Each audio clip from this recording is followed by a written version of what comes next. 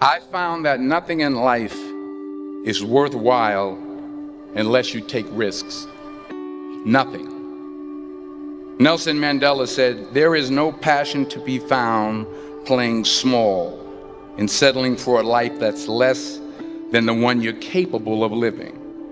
Now, I'm sure in your experiences in school and applying to college and picking your major and deciding what you want to do with life, I'm sure people have told you to make sure you have something to fall back on.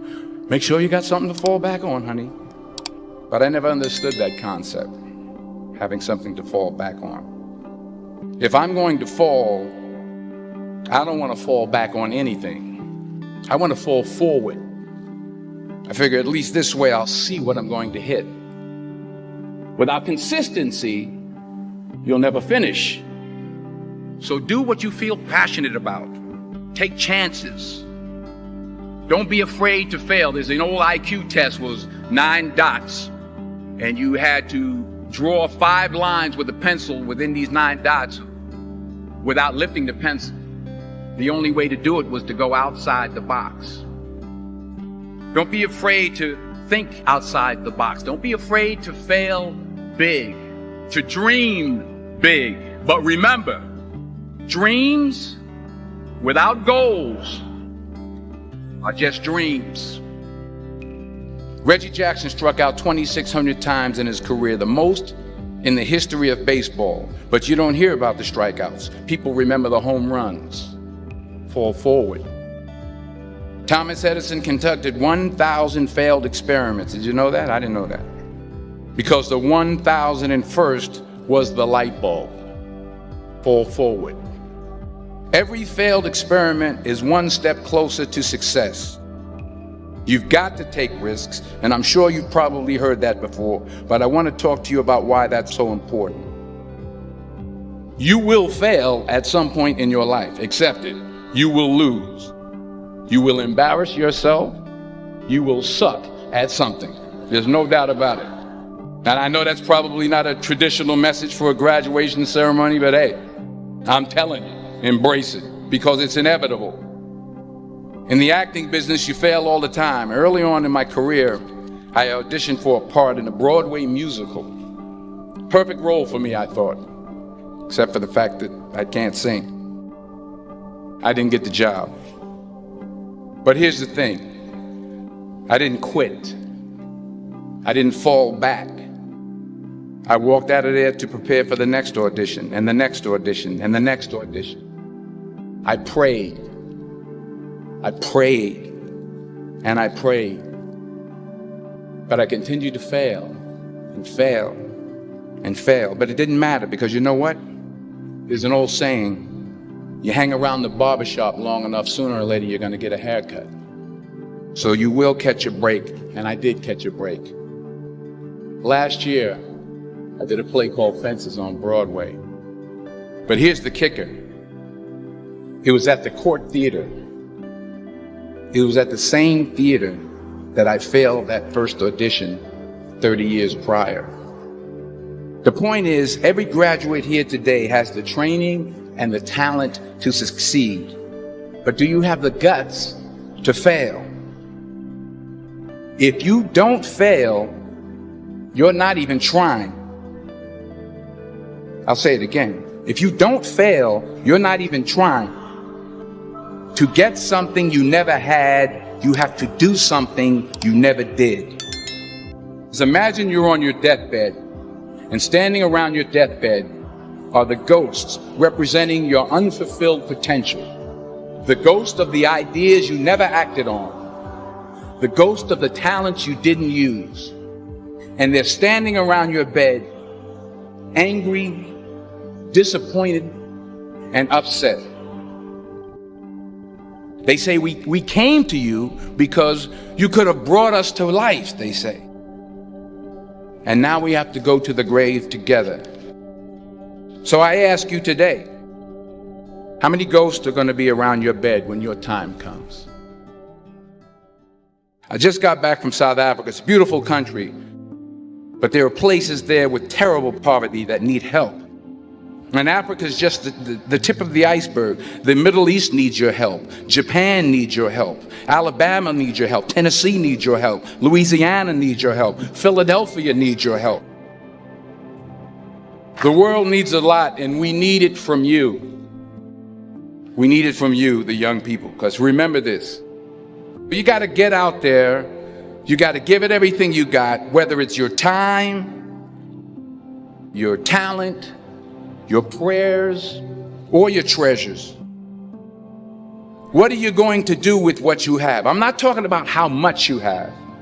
Some of you are business majors. Some of you are theologians, nurses, sociologists. Some of you have money. Some of you have patience. Some of you have kindness. Some of you have love. Some of you have the gift of long suffering. Whatever it is, whatever your gift is, what are you going to do with what you have? Sometimes it's the best way to figure out where you're going. Your life will never be a straight path. I began at Fordham University as a pre-med student. I took a course called cardiac morphogenesis. I couldn't read it, I couldn't say it, I sure couldn't pass it. So then I decided to go into pre-law, then journalism. And with no academic focus, my grades took off in their own direction. I was a 1.8 GPA, and the university very politely suggested that it might be better to take some time off. I was 20 years old. I was at my lowest point. And then one day, and I remember the exact day, March 27th, 1975, I was helping my mother in her beauty shop. My mother owned a beauty shop up in Mount Vernon. And there was this older woman who was considered one of the elders in the town. And I didn't know her personally, but I was looking in the mirror. And every time I looked at the mirror, I could see her behind me, and she was staring at me.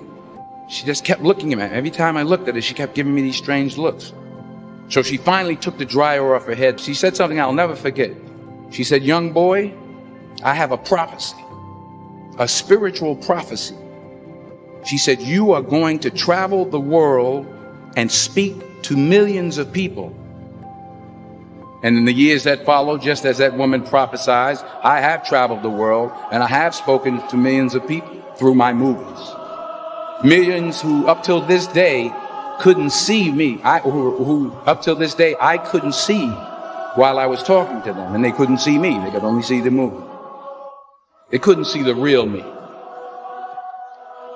But I see you today, and I'm encouraged by what I see, and I'm strengthened by what I see.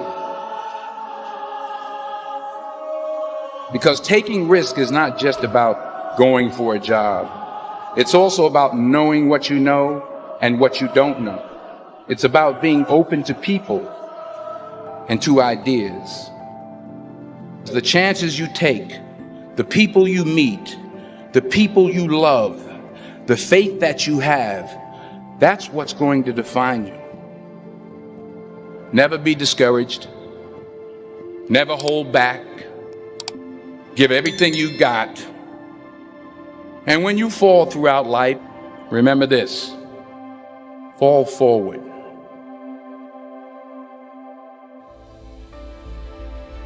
If you will change, everything will change for you. You don't have to change what's outside. All you've got to change is what's inside.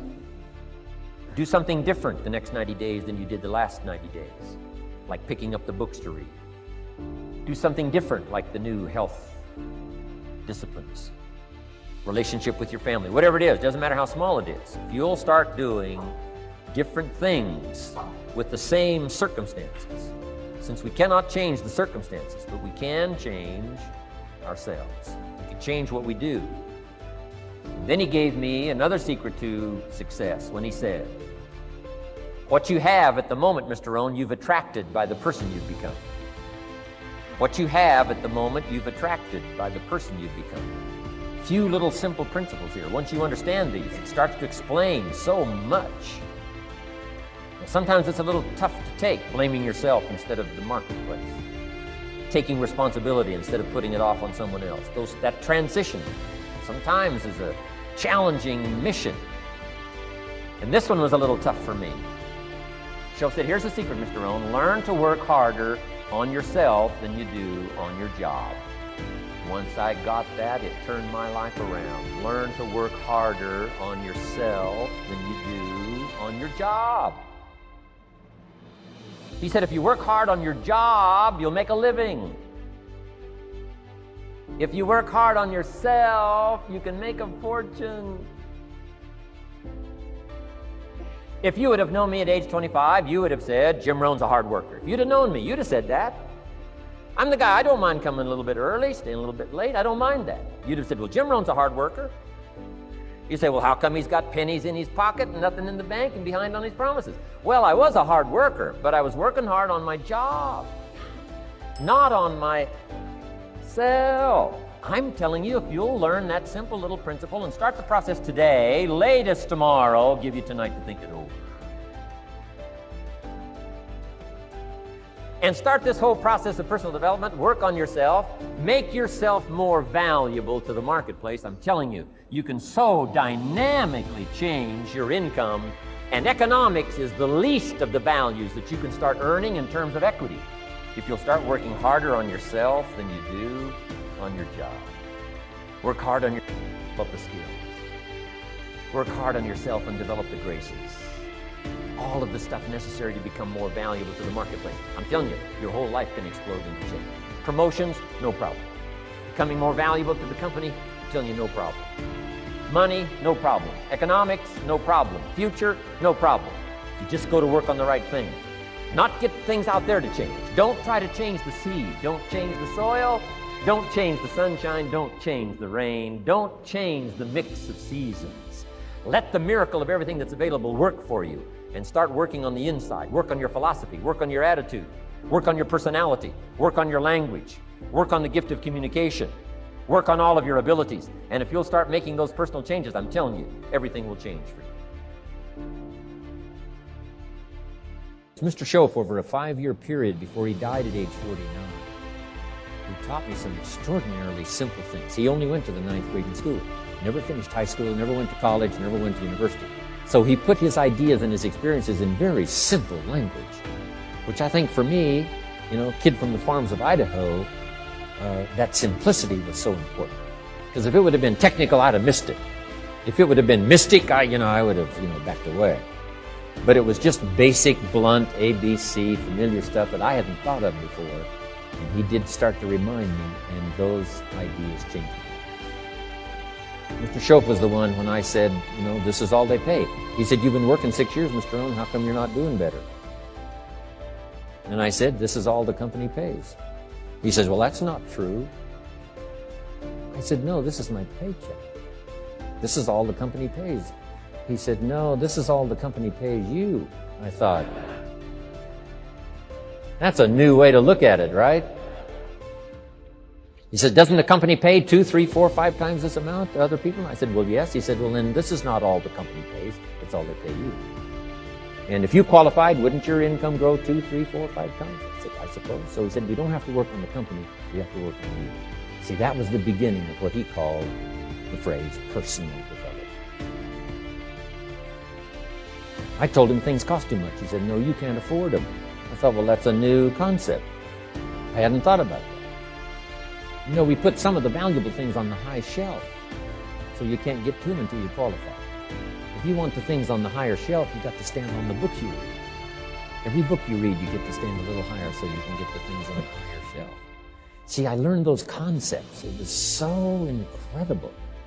And here was the most important one. Success is something you attract by the person you become. See, that phrase changed my life. Success is something you attract by the person you become. Success is not something you pursue. It's like chasing a butterfly. You can't quite catch it. Success is something you attract by becoming an attractive person. See, those were new concepts to me. I'm just working hard trying to make a living. Here's what he said to me. This changed my life. I got a chance to teach this in Moscow and across Russia. 3 visits, now the 4th. Here's what Schoaf taught me. Profits are better than wages. Nobody taught me that in high school. Nobody taught me that. I went to 1 year of college. Nobody taught me. Profits are better than wages. Wages make you a living. Profits make you a fortune. And how could you work on both a living and a fortune? He said, well, you could start part-time working on your fortune while you're working full-time on your living. I thought, wow. Now he said it's fun to get up in the morning. Not just getting up, go to work to pay the rent, but to get up to go to work to make a fortune. First, to make a living for my family. Second, to make a fortune. And he taught me how to make both a living and a fortune. Guess what I did? I learned how to make both a living and a fortune. And I found out anybody could do it once they get the information. And at age 25, I started receiving this extraordinary information. Here's what he said: your income is directly related to your philosophy, not to the economy. I thought, no one ever told me that. I kept hoping the economy would change. He said, no, your philosophy has to change. I assured him that I had my fingers crossed. He said, that won't help. Then what could I do to change my income and multiply it by 2, by 3, by 5, by 10, and then multiply it by 10 again? What could I do? And he started giving me the disciplines and the process of learning the skills to change my life. This was an extraordinary man. Those were extraordinary times for me. Life-changing in every manner that you can imagine, but very simple ABC concepts. Here's what I learned: not to search for the exotic until you've discovered the basic. And those basic philosophies that he shared with me during that time were life-changing. Success is something you attract by the person you become. Success is not something you pursue, chase, run after. Success is something you develop, something you become. You attract success. So the whole key to unlock all the treasures, whether it's economic treasures or spiritual treasures, financial, social, personal, every way you can possibly think of, is by your own personal development. And then he added one more, which is so important, and it's probably worth the price of the seminar. Here it is. What you become is much more valuable than what you get. What you become is much more valuable.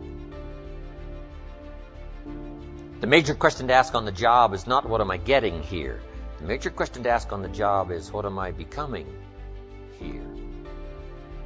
Not what am I getting, what am I becoming. So it's very important what you become, because what you become attracts. If you become cynical, you attract cynicism. What you become attracts. So this whole subject of personal development was so vitally important to me. It changed my life. I was a millionaire by age 31, and that was just the economic part of it. It took me 6 years from age 25 to age 31. It was unbelievable. Remember, be a student, not a follower. And here's what you must always do: design your own personal life. I'm very happy for people to take notes at my seminar, but I'm also just as happy if somebody says, hey, this is not for me, tear up all these notes and throw them away. That's just as valid for me. Remember, be no one's disciple. Chart your own course. Make what you do the product of your own conclusion. What I'm saying here is be your own person. You don't have to be a model of someone else. You don't have to do it like anybody else. Right? Do it like yourself. Buy what you want to buy. Listen to what you want to listen to. Make changes if you want to make changes, and don't make changes. Right? It's your life. I'm telling you. And don't let anybody persuade you any different. Success is not a stereotype. Success is not a Ferrari. Success is not an automobile. It's not a house. It's not a place. It's not money in the bank. It's not $1 million. That's not success. Success is the continual unfolding of the design of your own life and pulling it off. That's what success is. The continual unfolding of the design of your own personal life and pulling it off in whatever degree you wish. That is success. Successful in doing whatever you want to do that makes sense to you, for you, your family, your responsibilities, or take on responsibilities or refuse responsibilities. That's strictly all up to you. We've been given the power of choice. Every life form except human beings operates by instinct in the genetic code. Now, why not human beings? Because here it is. We've been given the dignity of choice. We're not like a robot. We're not stuck like a tree, using up all the nourishment, nothing left, now you died because you can't change location. Not true. Humans can go north, south, east, west. Humans can change, do anything they want to do. We've been given the dignity. But here's what's interesting about all life form except humans. Every life form except humans strives to the max of its potential. How tall will a tree grow? As tall as it possibly can. You never heard of a tree growing half as high as it could. No, that is impossible. A tree grows as high as it can, drives down every root it can, produces every leaf it can, extends itself as far as it possibly can. Every life form extends to the max, except human beings. Now, why not human beings? Because we're not robots. We've been given the dignity of choice. And here's a couple of alternatives on the dignity of choice. To be part of or all of. You have the potential to be. And you got the choice. Do a little to make yourself comfortable and forget the rest, or do it all. And there's nobody here to dictate you got to do it all. That's nonsense. You got to be rich because we live in a rich country. That's nonsense. You don't have to be rich. You don't have to do it all. You can do a little, do some more. Take advice, but don't take orders.